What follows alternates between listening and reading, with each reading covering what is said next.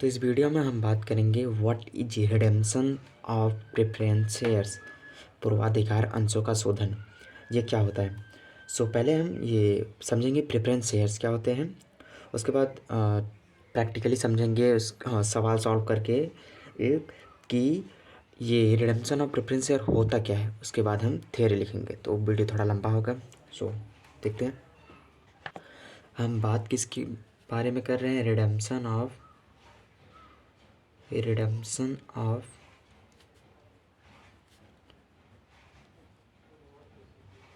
Preference shares, ठीक है। तो इसके बारे में हम बात कर रहे हैं। रिडेम्पशन माने कि रिफंड ऑफ मनी को वापस करना। तो कंटेंट, इसके बारे में हमको समझ लेते हैं कि ये प्रेफरेंस शेयर खाली क्या होते हैं, इनके बारे में सिर्फ समझते हैं। तो ये जो प्रेफरेंस शेयर होते हैं ये very important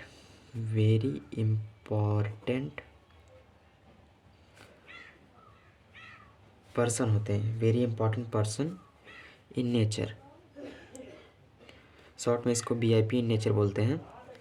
VIP in nature होते हैं, मतलब ये वीआईपी इन नेचर होते हैं। और जो इक्विटी शेयर कैपिटल होते हैं वो नॉर्मल होते हैं। तो इसीलिए ये वीआईपी क्यों होते हैं, क्योंकि इनके पास जो इक्विटी शेयर वाले होते हैं, कैपिटल वाले, उनसे ज़्यादा राइट्स होते हैं। कितने ज़्यादा राइट्स होते हैं? 2 राइट्स इनके पास ज़्यादा होते हैं। तो कितने right? 2 preference over equity share. तो 2 राइट ज़्यादा होते हैं। पहला वाला कौन सा होता है? Payment of dividend. मतलब ये जब लाभांशों का वितरण होता है, जो डिविडेंड बढ़ता है, तो सबसे पहले किसको मिलेगा? हमारे प्रेफरेंस शेयर होल्डर को। अगर बाद में बचता है कुछ तब इक्विटी शेयर होल्डर को मिलता है।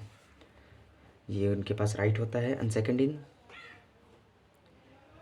पेमेंट ऑफ कैपिटल, मतलब कंपनी के वाइंडिंग अप के टाइम, जब कंपनी का पतन हो रहा होता है, उस टाइम जो कैपिटल बचता है तो सबसे पहले हमारे प्रेफरेंस शेयर होल्डर को दिया जाता है, उसके बाद हमारे इक्विटी शेयर होल्डर को दिया जाता है। ठीक है, ये हो गए इसके कुछ राइट्स। यही 2 राइट ज़्यादा होते हैं इक्विटी शेयर होल्डर्स, इसलिए इसको वीआईपी इन नेचर बोलते हैं। और ये रिडीमेबल इन नेचर होते हैं, मतलब इनका पैसा कंपनी को वापस करना होता है। कितने दिन में? Within 20 year. तो इनको 20 साल के अंदर इनका पैसा कंपनी को वापस करना होता है। जबकि जो हमारे इक्विटी शेयर होल्डर होते हैं, ये ऐसा लग रहा है डिफरेंस नहीं बता रहा हूँ, बस ऐसा ना हो कन्फ्यूजन हो। जबकि जो इक्विटी शेयर होल्डर होते हैं, उनका पैसा कंपनी को वापस नहीं करना होता पूरे जीवन भर, जब तक उसका समापन ना हो रहा हो। ठीक है, तो इसके पास नो वोटिंग राइट्स। इसके पास जो कंपनी की मीटिंग होती है शेयर होल्डर्स की, चाहे कोई सी भी एनुअल जनरल मीटिंग होती है, उसमें इनको वोट करने का अधिकार नहीं होता है। And rate of dividend fixed. और मतलब जब कंपनी आपसे पैसा लेती है तो आपको उस टाइम बताती है कि भैया हम आपको 2% या 3% या 4% जितना भी देंगे उतना फिक्स रहता है, ऊपर नीचे नहीं होता, उतना कंपनी आपको देगी पैसा लेने के बाद। ठीक है, तो ये हमने देख लिया क्या होता है। अब हम बात करेंगे, हमने तो ये प्रेफरेंस शेयर के बारे में समझ लिया। अब हम बात करेंगे meaning of redeemable preference share. ठीक है, मतलब जो पैसा 20,000 जो 20 साल में वापस करना है, 20 साल के अंदर वापस करना है, तो कंपनी कैसे वापस करेगी उसका प्रोसीजर हम देखेंगे। पहले हम इसको, मैंने यहाँ पे थोड़ा बना लिया है नोट शॉट, इसके मदद से समझेंगे हम थोड़ा प्रैक्टिकली। तो पहले बैलेंस शीट में कैसे रहते हैं? बैलेंस शीट बिफोर रिडेम्पशन, उसके पहले कैसी है? पहले हमारा इक्विटी कॉलम हो गया, ये एसेट कॉलम हो गया। इक्विटी एंड लायबिलिटीज़ में पहला इक्विटी शेयर कैपिटल मान लेते हैं, ये सब एज्यूम किया हुआ है, 1,00,000 रुपये इक्विटी शेयर कैपिटल है। And second preference share capital कितना है, वो भी 1,00,000 है। और P&L में कितना गया है हमारा, 10,000 गया हुआ है। तो ये टोटल कितना हो गया, 2,10,000, ठीक है। और असेट्स में हमारी सन्ड्री इनकम कितनी है, जब इतना ये है तो सन्ड्री इनकम हमारी है 2,10,000, 2,10,000 दोनों बराबर है, मतलब सही है। तो ये नॉर्मली होता है। अब हम लोन लेंगे, मतलब लोन लेने के बाद ही दिक्कत आती है, मतलब पैसा कौन सा वापस करना है, हम पैसा वापस कर रहे हैं तो पहले पैसा ले तो सही, तब वापस करेंगे। तो पैसा अब हम लेंगे इसमें, तो मैंने इसको सॉल्व करके रख लिया ताकि ज़्यादा टाइम ख़राब ना हो, अभी बहुत बड़ा हो जाएगा इसलिए बोरिंग लगने लगेगा इसलिए। तो बैलेंस शीट बिफोर रिडेम्पशन अभी वही है, इसमें सिर्फ लोन ऐड किया है। तो इक्विटी एंड लायबिलिटी कॉलम में पहला इक्विटी शेयर कैपिटल 1,00,000 था, ये 1,00,000, प्रेफरेंस शेयर कैपिटल 1,00,000 है, और P&L में 10,000 रुपये है। और लोन हमारा कितना लिया है हमने, 90,000 रुपये हमने लोन ले लिया। तो सब कैलकुलेट करेंगे तो ये 30,000 आएगा, 3,00,000 आएगा। एंड सेकंड एसेट कॉलम में इतनी इनकम है हमारे पास, तो यहाँ पे 3,00,000, दोनों बराबर है दोनों साइड। अब नेक्स्ट अब बात करते हैं थर्ड, इसी में हमारा कंक्लूजन निकलेगा। तो बैलेंस शीट आफ्टर रिडेम्पशन, तो रिडेम्पशन के बाद कैसे होगी बैलेंस शीट, ये हम देखते हैं। तो पहला हमारा कौन सा कॉलम है, इक्विटी एंड लायबिलिटी कॉलम है। तो इक्विटी शेयर कैपिटल कितना था, 1,00,000 रुपये। और अब आफ्टर रिडेम्पशन मतलब 20 साल पूरे हो गए हैं, मान लेते हैं 20 साल जो हमने पैसा लिया है उसका 20 साल पूरा हो गया है। 20 साल के पहले हमको पूरा करना होता है, 20 साल से पहले हमको वापस करना है, तो हम पैसा वापस कर रहे हैं, ठीक है। तो इक्विटी शेयर कैपिटल 1,00,000 रुपये है, इसको वापस करना नहीं है। तो प्रेफरेंस शेयर के बारे में बात करें तो प्रेफरेंस शेयर कैपिटल का पैसा हमने वापस कर दिया, कितना था, 1,00,000 रुपये, ठीक है, 1,00,000 रुपये था। और जो P&L था इसका हमने डिविडेंड दे दिया, मतलब जो लाभांश होते हैं कंपनी के बढ़ते हैं ना, वो भी हमने पे कर दिया। तो वो भी खाली, वो भी खाली। और लोन हमने कितना लिया है, लोन कितना लिया है हमने, 90,000 लोन अभी भी है। तो 1,90,000 ये हो गया। और असेट्स में सन्ड्री इनकम, सन्ड्री असेट जो है हमारी वो 3,00,000 थी, जिसमें से हमने पहले 1,00,000 रुपये ये प्रेफरेंस शेयर को दिए, वापस कर दिया। उसके बाद डिविडेंड बांट दिया 10,000 का, तो हमारा बचा है 1,90,000। तो ये हो गया बराबर।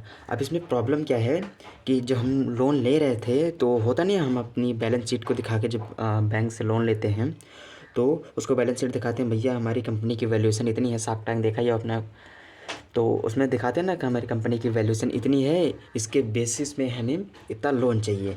तो पहले वैल्यूएशन चेक करते हैं, उसके बाद लोन देते हैं। तो इसमें इन्होंने अपने यहाँ पे अभी इनके पास कितने पैसे बचे, 1,90,000 मान लेते हैं अभी बचे हैं, इसमें से भी 90,000 लोन है, तो 1,00,000 रुपये इनके पास बचे हैं। और इन्होंने पैसे कितने लिए थे,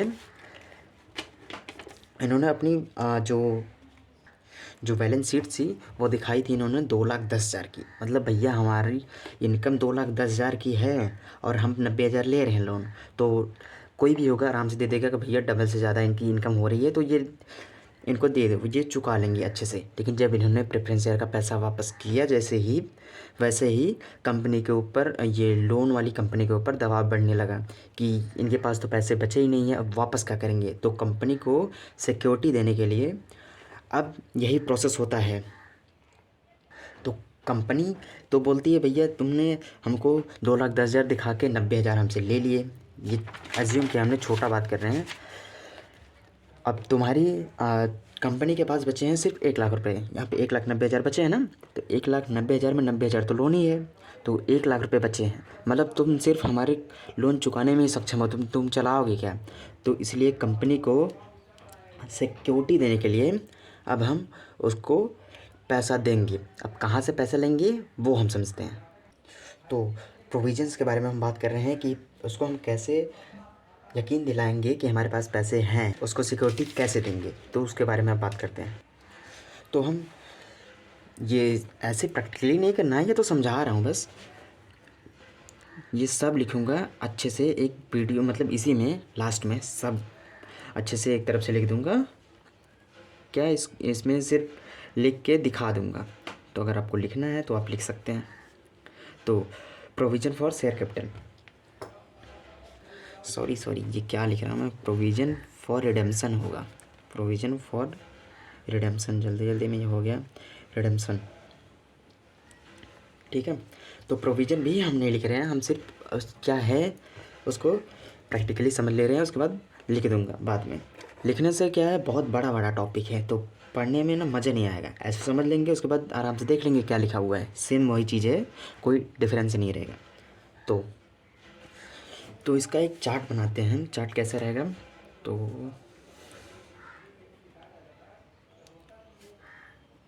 preference share capital, preference share capital, इसको हम बॉक्स में बंद कर देते हैं, थोड़ा अच्छा नहीं हो रहा है लेकिन हो रहा है। इसमें होता है पहला न्यू इशू, न्यू इशू में भी दो होते हैं, कौन कौन से,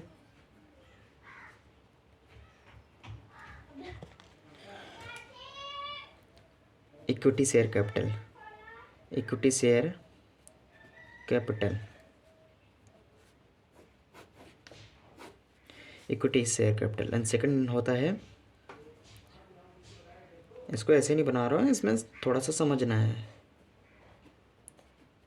प्रेफरेंस शेयर कैपिटल पूरा भी लिखे यार। उस बाद नेक्स्ट होता है capital redemption reserve, capital redemption reserve, माने इसमें होता है रेवेन्यू रिजर्व, रेवेन्यू रिजर्व है ये, रेवेन्यू रिजर्व। अब इसमें दो होते हैं, तीन होते हैं। पहला होता है हमारा भैया पीनल, सेकंड इज होता है जनरल रिजर्व, थर्ड होता है अदर रेवेन्यू रिजर्व। ठीक, अदर रेवेन्यू रिजर्व। तो हमारे पास कितने पैसे कम हुए हैं, वो पहले हमारे पास कितने थे, 3 लाख, हमारे पास से कितने गए हैं, 1,10,000 रुपये गए हैं। ठीक है, तो 1,10,000 रुपये हमारे पास कहाँ से आएंगे, ये हमको सामने वाले को बताना है, भैया हमारे पास 1,10,000 हैं, तो हम कहाँ कहाँ से पैसे लेंगे। तो सबसे पहले हमारे कंपनी के पास क्या ऑप्शन है कि भैया नया शेयर इशू कर दो, नया शेयर जारी कर दो, नया शेयर बेच के हम कुछ पैसे इकट्ठा कर लेते हैं, हमको 1,10,000 रुपये चाहिए।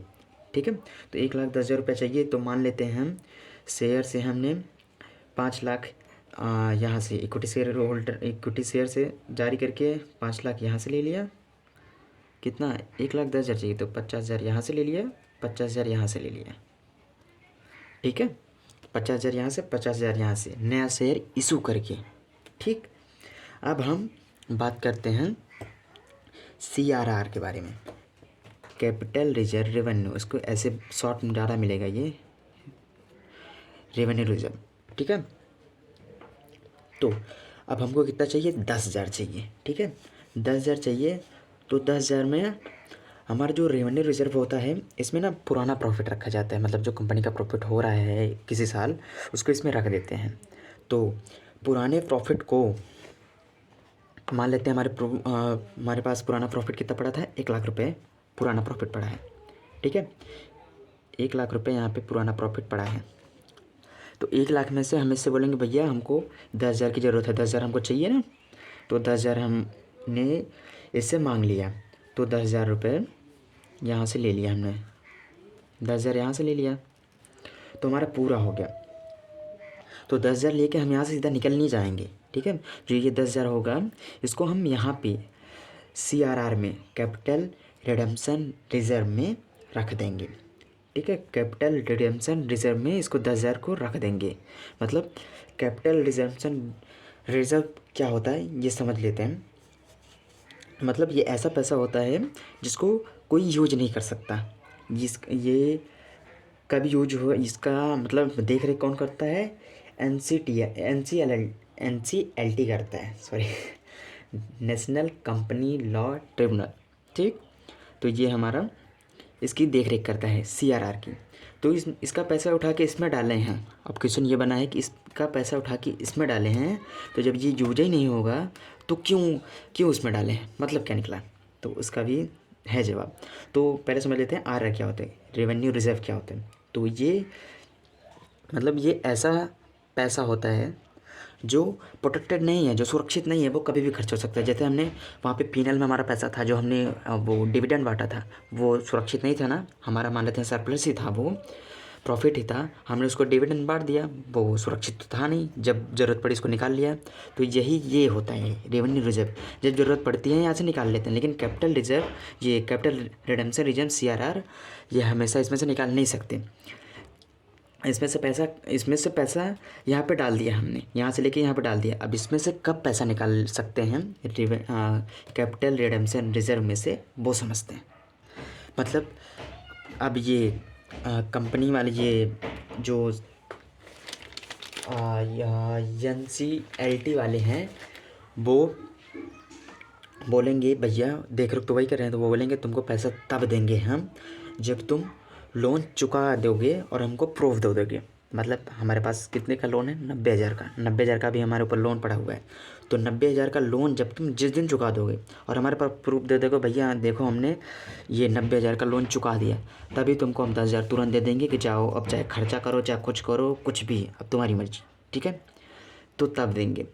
तो अब ये सवाल उठता है कि फिर भी लोन की वजह से तो हम ले रहे हैं, तो क्या मतलब निकला, ना उसको लोन दे सकते हैं उससे, ना ले सकते हैं, कुछ भी उससे हो नहीं सकता।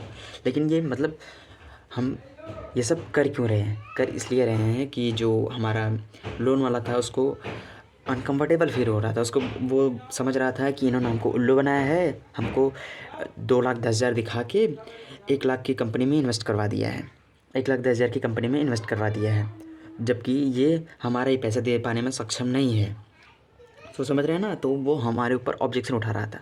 तो इसलिए उसको हम बस दिखाएंगे, वो ये समझेगा कि भैया इन्होंने 10,000 रुपये कहीं रखे हैं हमारी वजह से, जब हम जाएंगे तब वो इनको मिलेगा। तो मतलब रखा तो हमारी वजह से है, लोन वाला सोच रहा है ये कि रखा तो हमारी वजह से है 10,000 बचा के, तो मतलब जब हम जाएंगे तब इनको मिलेगा। मतलब हमको 1,00,000 वहाँ से मिल गए, 1,000 वहाँ से मिल गए, मतलब जितनी सिक्योरिटी देख के हम आए थे उतनी सिक्योरिटी इनके पास है, ठीक है। तो ये सब हमने प्रैक्टिकली बात कर ली। अब थियोरेटिकली बात करेंगे। ये चैप्टर काफ़ी बड़ा है, अगर हम समझना चाहें तो बहुत डिफ़िकल्ट टॉपिक है ये, लेकिन एक एक टॉपिक को अलग अलग रखेंगे। यो मैंने समझ लिया इसमें कि रिडेम्पशन ऑफ प्रेफरेंस शेयर की मीनिंग क्या होती है, प्रेफरेंस शेयर जो ये रिडेम्पशन ऑफ प्रेफरेंस शेयर है इसको हम कैसे रिडीम करते हैं, मतलब सब प्रैक्टिकली समझ लिया, ठीक।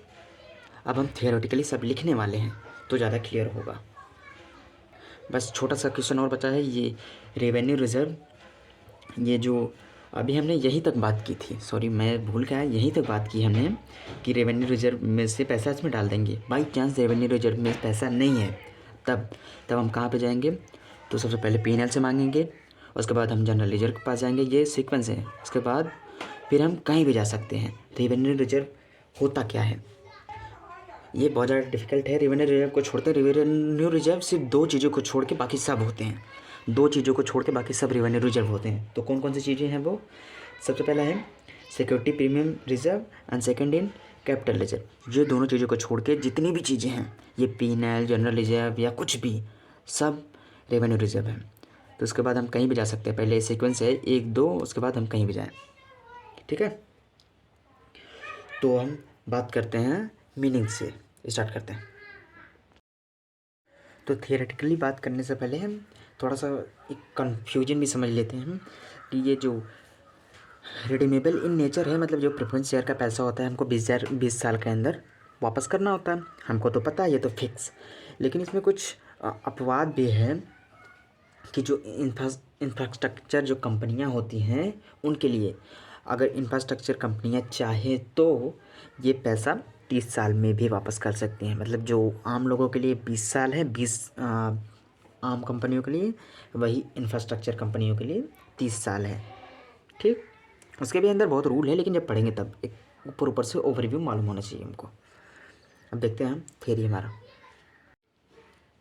तो हमने लिख लिया है मीनिंग ऑफ रिडीमेबल प्रेफरेंस है, ताकि टाइम बचे, लिखने में भी काफ़ी टाइम जाएगा। तो क्या है, redemptions means the act of redeeming, example paying off in brief it means repayment of shares, stock, debenture और bonds. The amount payable on redemption is usually specified on issue. The redemption date may और may not be specified on issue. मतलब हमने इसको समझ तो लिया, ये practically क्या होता है, मतलब पैसे लोन का जो पेमेंट करते हैं वही है ये। तो मतलब ये होता है, ये ऐसे अंश होते हैं जिनकी पूंजी का भुगतान एक निर्धारित अवधि के पश्चात किया जाता है। ठीक है, आगे बढ़ते हैं, अच्छे से समझेंगे भी। Redemptions of preference shares means repayment of capital to the preference share holder. यही कि रिडेम्पशन मीन्स क्या होता है, redemption of preference share means क्या होता है, repayment of capital to the preference share holder. ठीक, तो इन सब बातों से हम छोटी सी मीनिंग लिखे हैं। तो इन सब बातों से हमें क्या मालूम पड़ता है, ये जो ये लिखा गया कंपनीज एक्ट 2013 में सेक्शन है 55 के अंडर ये बातें लिखी गई हैं कि जो हम प्रेफरेंस और होल्डर से जो पैसा गेन करते हैं, उनसे लेते हैं, चाहे किसी भी फॉर्म में उनसे लेते हैं, चाहे शेयर इशू करके, चाहे स्टॉक करके, चाहे डिबेंचर करके या बॉन्ड से, किसी भी तरीके से उसका पेमेंट, रीपेमेंट। ठीक है, इसी के बारे में हम बात कर रहे हैं। तो इसको हम अगर पूरा बेसिकली समझ ले तो ये ऐसे अंश होते हैं जिनकी पूंजी का भुगतान एक निर्धारित अवधि के पश्चात अथवा अथवा अवधि के अंदर पूरा करना होता है, देय होता है। कंपनी की अधिनियम 2013 के धारा 55 इस बात की हमको अनुमति देती है। ठीक है, तो ये सब बातें होती हैं। मेन इसमें यही है, redemption of preference share means repayment of capital to the preference share holders. ठीक है, इतना मतलब इतने अच्छे से समझ आ रहा है। इसमें जो लिखा है मैंने कि शेयर से, स्टॉक से, जिससे पैसे एक बारी जो जारी करके जो पैसे लेते हैं उसका जो पेमेंट करना होता है, that is redeemable preference share. ठीक, हमने समझ लिया है कि कैसे अगर लोन ले रहे हैं तो कैसे कैसे उनको पेमेंट करेंगे, कैसे उनको सिक्योरिटी देंगे, सब कुछ रीपेमेंट कैसे करेंगे उनका, वो सब बात हो गई है। अब जो उनको सिक्योरिटी जब पेमेंट जब हमने प्रेफरेंस शेयर होल्डर का जब पेमेंट कर दिया था, उसके बाद जो हमारा सिक्योरिटी हमारे लोन को नहीं मिल रही थी, उसके लिए जो हमने समझा था प्रोविजंस को समझते हैं।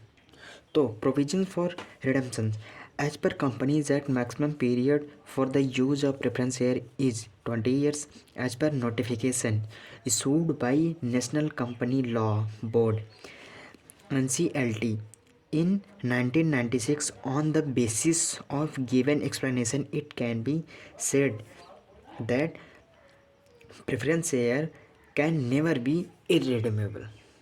मतलब यही कि ये सारी बातें हो चुकी हैं कि जो प्रेफरेंस शेयर होल्डर होते हैं उनका पैसा हमको 20 साल के अंदर वापस करना होता है।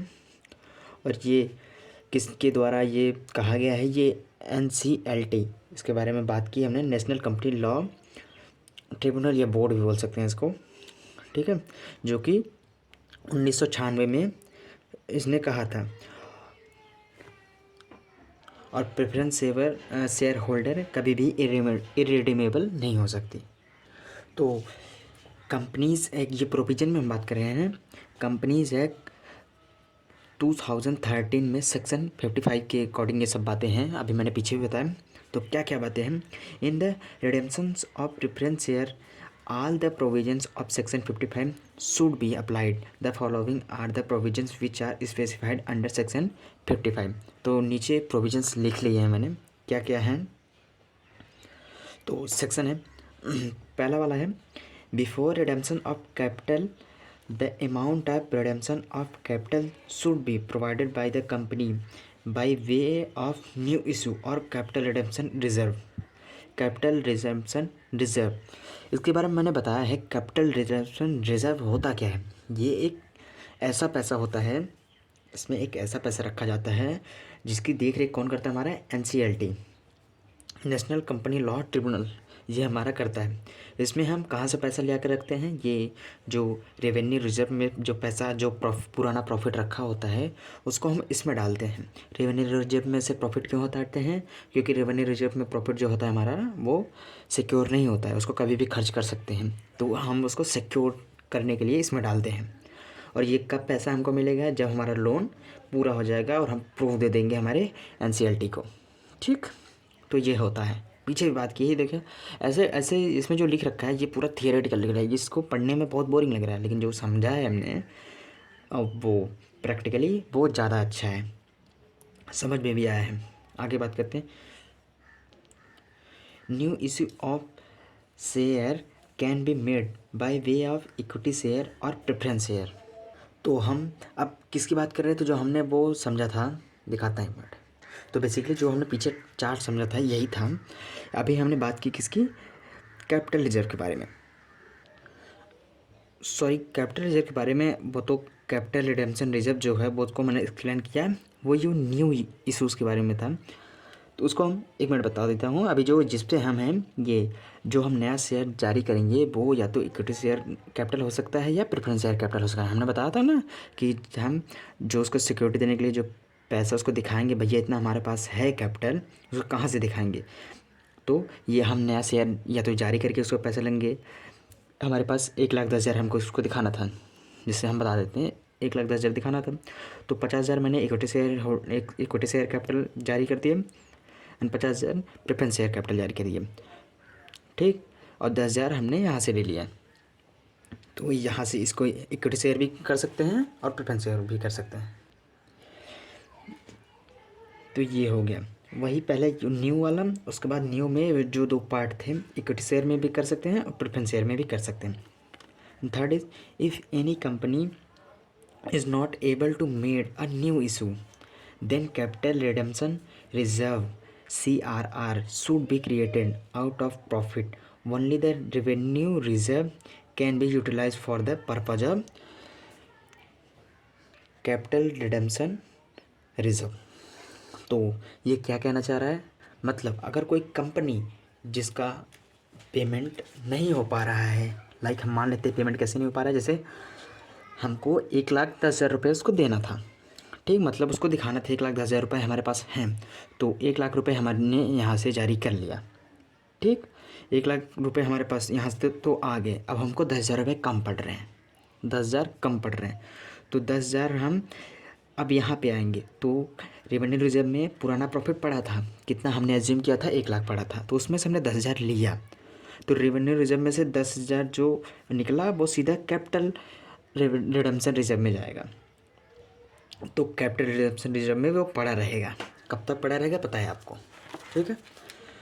तो अगर वही बता रहा है ये कि अगर कहीं से ना पूरा हो पाए तो ये यहाँ से आएगा, और ये यूटिलाइज सिर्फ होगा वो revenue for the purpose of capital redemption reserve. और पर्पज क्या है, मैंने बताया कि तभी मिलेगा आपको जब आप लोन को पे करके प्रूफ देंगे, तब आपको NCLT देगा ये पैसा, ठीक है। और लास्ट में हमने बात की थी ये क्या होते हैं हमारे रेवेन्यू रिजर्व। रेवेन्यू रिजर्व होता क्या है, तो all the reserve can be covered under revenue reserve except 2 reserve, मतलब सारे रिजर्व जो होते हैं वो रेवेन्यू रिजर्व होते हैं, खाली 2 को छोड़ के, यही 2 याद कर लो, खाली यही नहीं होते, बाकी सब रेवेन्यू रिजर्व होते कुछ भी। तो सिक्योरिटी प्रीमियम रिजर्व पहला, दूसरा कैपिटल रिजर्व, इन दोनों को छोड़ के सब कुछ हमारा रेवेन्यू रिजर्व होता है, चाहे जनरल रिजर्व हो, चाहे PNL हो, चाहे कुछ भी, मतलब समझ रहे हैं ना यही। तो ये हमने प्रैक्टिकली एंड थियोरेटिकली इस टॉपिक को समझ लिया। मिलते हैं नेक्स्ट वीडियो में।